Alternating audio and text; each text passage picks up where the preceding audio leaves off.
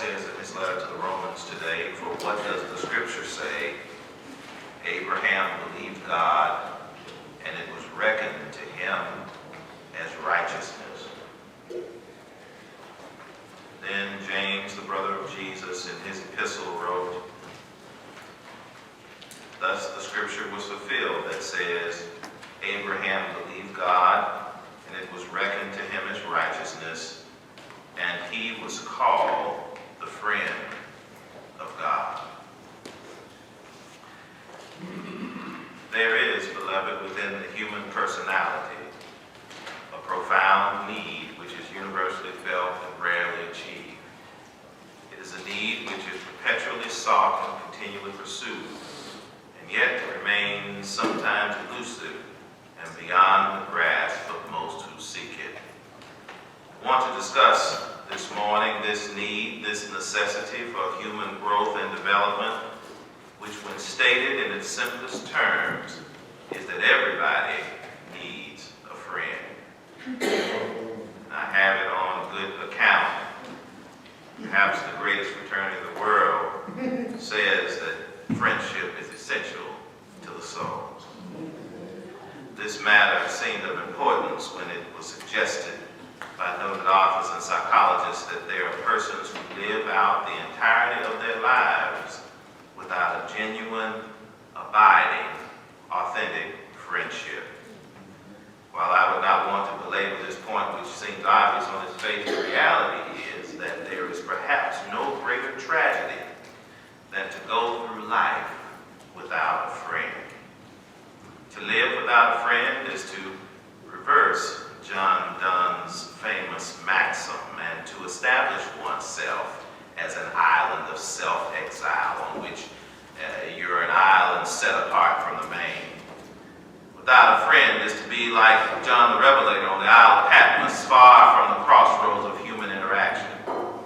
Without a friend, one faces the bleak reality of life with loneliness as one's only companion and alienation as one's only comrade. Without a friend, one only knows the tragedy of a personally imposed solitary confinement, where the only conversation one hears is the monotony of talking to oneself, and the only response one gains to the questions life poses are the result of the limited resources of me, myself, and I.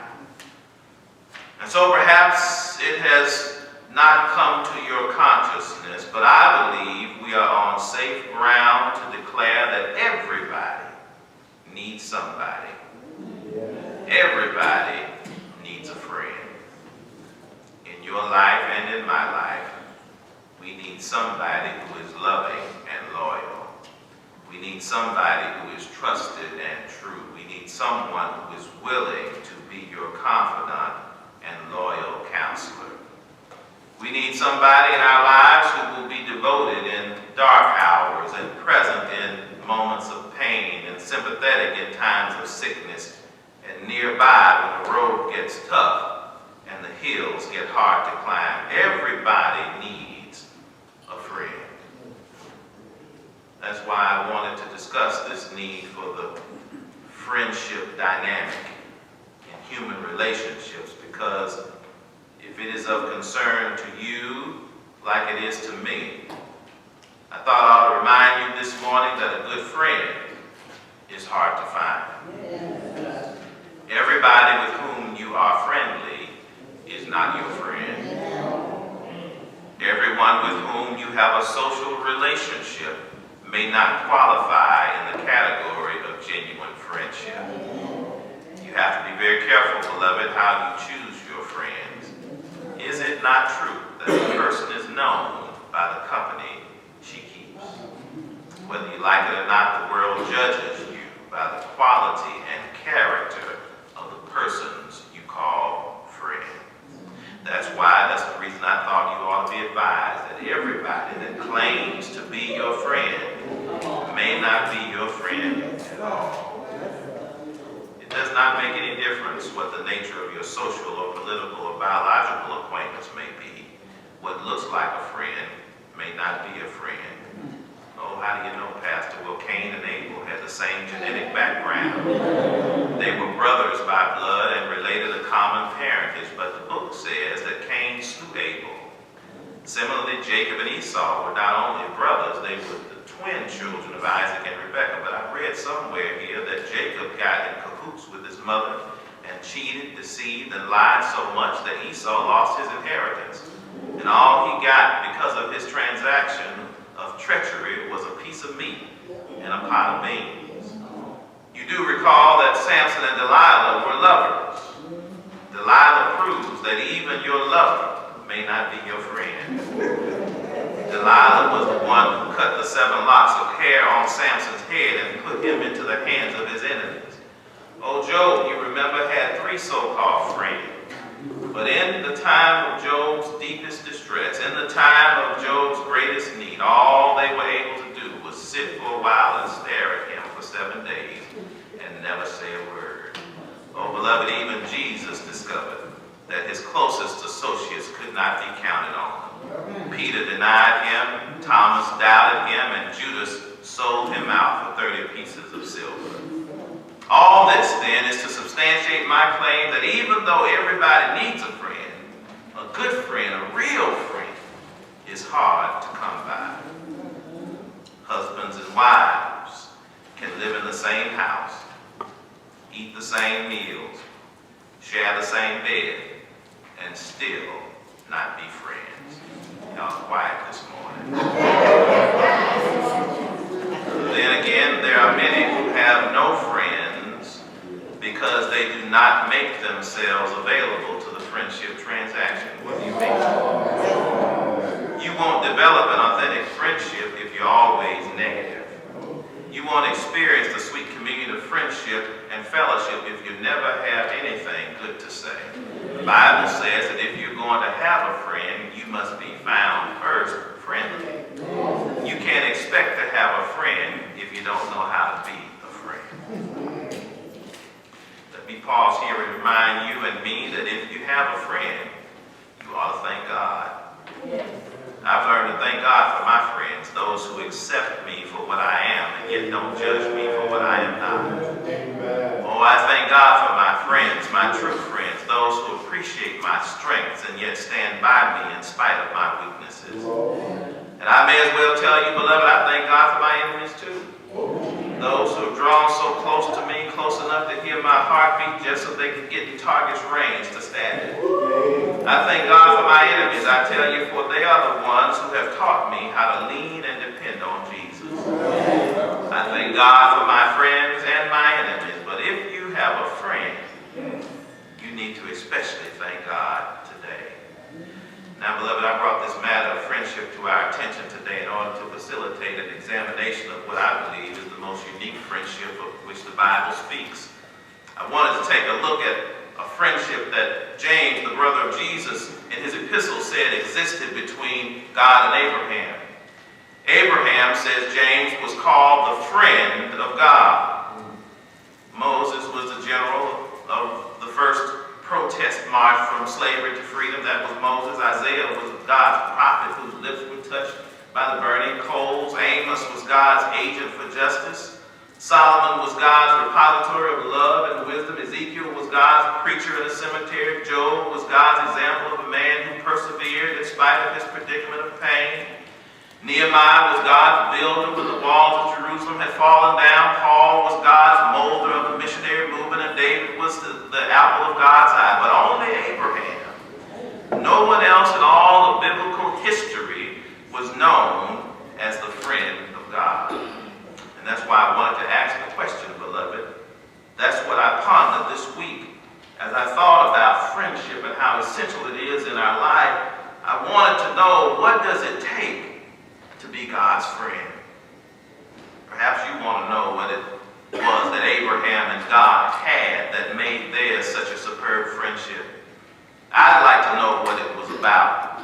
I'd like to know what it was about Abraham that put him in line for such a distinctive designation. Perhaps when you look at your life, as I do when I look at mine, you'd like to know if you might qualify to be called God's friend. I know I'm satisfied with God, but I'd like to know if God is satisfied with me. not really need another friend, but I'm curious to discover, after being on this Christian journey, how close am I to reaching Abraham's status as the friend of God? I thought you'd be willing to seek and discover, like me, if you got a few minutes, just what it takes to be close, so intimate, so valuable, so important as to be called God's friend. Well, in the first instance, beloved, I believe that Abraham and God had a solid relationship because God could see that Abraham had his priorities in the right position. You see, a good friend isn't always looking to get something. A good friend is willing to take sometimes whatever comes along. Do you recall that occasion when Abraham and Lot had a controversy over the claim of land? In our lesson from Genesis today, we see where God called Abraham to go to a place that he had never seen or heard of without map or compass, and took Lot with him. And so when they got there, if you read further, Lot wanted to take the best land. Lot wanted the most fertile territory. Lot wanted the land with pleasing pastures and flowing meadows. But Abraham said, I'll take whatever God gives me. I'm not worried about the land. My priorities are not in property. And I think I can hear Abraham saying through the ages, the God I serve told me a long time ago that the earth is God's, and the sea is God's, and the cattle are God's, and the gold is God's, the silver is God's, and whatever my friend, capital F, wants for me will be all right. If you want to be God's friend, the priority must not be in property, and it must not be in possessions. Because didn't Jesus himself say, seek ye first the kingdom of God and its righteousness, and all these things shall be added unto you. Well, secondly, as I think about this wonderful friendship, this friendship of God and Abraham, I believe that it was predicated on the fact that they knew how to talk with each other. Not only did they talk with each other, not only did they maintain a lively communication, but they did not always agree with each other. You see, my brothers and sisters, in order to have a good friend, you don't need somebody that agrees with you all the time, takes your side on every issue, and always thinks your point of view is the best point of view. Good friends can argue and still be on the same side. Good friends can disagree, but still refuse to be disagreeable. Good friends need not always see eye to eye, but they must be willing to listen to what the other has to say. And you do remember that God and Abraham, those good friends, had an argument one day. God looked down and saw the city of Sodom and decided the only thing he could do was destroy it. But Abraham objected, saying, well, now God, now wait a minute. Have you thought through your decision carefully? Have you examined your alternatives or considered the options that are before you? I know that you are omniscient. I know you already, I can't tell you anything that you don't already know. But before you destroy the city of Sodom, I wanted to ask, what would you do if I found 50 righteous folk, or 45 righteous folk, or 20, or even one other righteous person in the city? And then I can hear God saying through time, well, Abraham, you have a good point. If you find one, I won't destroy the city. What I'm trying to say, beloved, is that God and Abraham were good friends because they talked to each other. And if you're going to be the friend of God, you have to talk to God, and God has to talk to you. When you pray, it ought to not be one-way conversation. Every now and then, you ought to just sit still and listen for the voice of God. If you are truly God's friend, you ought to be able to say, I come to the garden alone while the dew is still on the roses, and the voice I hear falling on my ear, the Son of God discloses, and he walks with me, and he talks with me, and he tells me I am his own. If there was an element which occasioned the friendship of God and Abraham, I believe it was that God found in Abraham the quality of faithful obedience. When God said, go, as we read in our lesson from Genesis today, Abraham did not have any questions. God said, Abraham, there are two things I'm going to do. The first thing I'm going to do is to tell you to get out of your country, leave your kinfolk, and go to a country that I will show you. You will not have a road map. There will be no chart or compass. Just go where I send you. Beloved, when God tells us to do something, when our spirit senses that God is moving us, we ought to do it. Amen. The old folks often reminded us that obedience is better than sacrifice.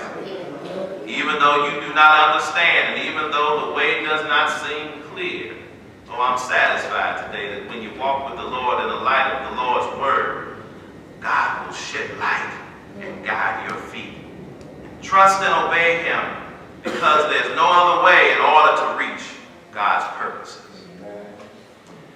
The next thing God did was to tell him, since you've proven to be so faithful, I'm going to change your name. I'm going to alter your identity. I'm going to refashion the manner by which you are known. I'm going to change your name. And beloved, when we become friends with God, there's something about us that ought to change. There's something about us that ought to be transformed and made new. If you are a child of God, and if you are surely God's friend, God will change you. God will change your name. Jacob had his name changed to Israel. Saul had his name changed to Paul. Simon had his name changed to Peter. Abram had his name changed to Abraham. Sarai, his wife, had her name changed to Sarah. And if you are God's friend, you ought to be able to say, like the enslaved folks of old, I know I've been changed. I know I've been changed. There's something about me that is different because I'm God's friend. In the final analysis, beloved, perhaps the most profound connection I understood the relationship between God and Abraham really found a solid foundation for their friendship, because in their lives both encountered a significant birth experience. And here's what I mean. I read the birth announcement that said, Rabbi and Mrs. Abraham are pleased to announce the birth of their son Isaac. And I heard God's birth announcement when he dispatched a legion of angels to herald the news, unto us is born this day in the city of David a Savior, which is Christ the Lord. The significance of the birth of Isaac came to its zenith when God told Abraham to take his only son Isaac up to Mount Moriah and there lay him down on the altar of sacrifice. You should have been there that day when Abraham took his son and laid it on the altar. I heard Isaac say, I see the altar and I see the wood, and I know this is the mountain of sacrifice, but where is the lamb? Well, it took God 42 generations to answer Isaac's question, where is the lamb? I know that Abraham asked God, why did you let Isaac live when I was ready to offer him sacrifice? And Romans today reminds us, but God told Abraham, I had to let your son live in order to save the nation. I had to let your son live because in Isaac was Jacob, and in Jacob was Reuben, and in Jacob was Judah and Zebulun and Issachar, and Jacob was Dan and Gad and Asher, and in Jacob was Naphtali and Joseph and Benjamin. I had to let Isaac live in order that your generations will live after you. But Abraham, my son, died so to save the world. My son died to answer Isaac's question, where is the lamb? Because he is the lamb.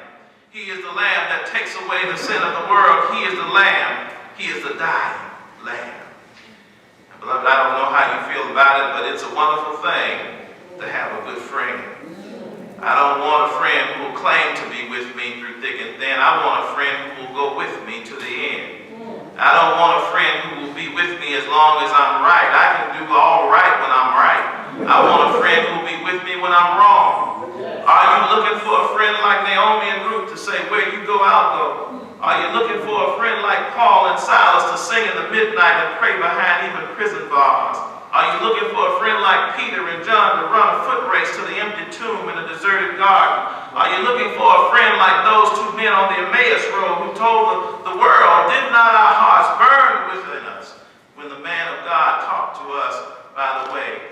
Oh, if you're looking for a friend today, beloved, I came by to let you know that I found a friend who sticks closer than a brother. I found a friend who's tighter than a sister. I found a friend who's nearer than breathing and closer than hands and feet. I found a friend, Jesus is all the world to me, my life, my joy, my all. When I'm in that place, when I'm in that empty space, I realize that Jesus is there, able to lift me out and lift me up because it's his love that has lifted me. When I'm sad, he makes me glad because he's my friend, and that's what friends do. And I know what my grandmother meant now when she declared, there's not a friend like the lowly Jesus. No, not one. No, not one. None else can heal all our soul's diseases. No, not one. No, not one. Jesus knows all about our troubles. He will guide till the day is done.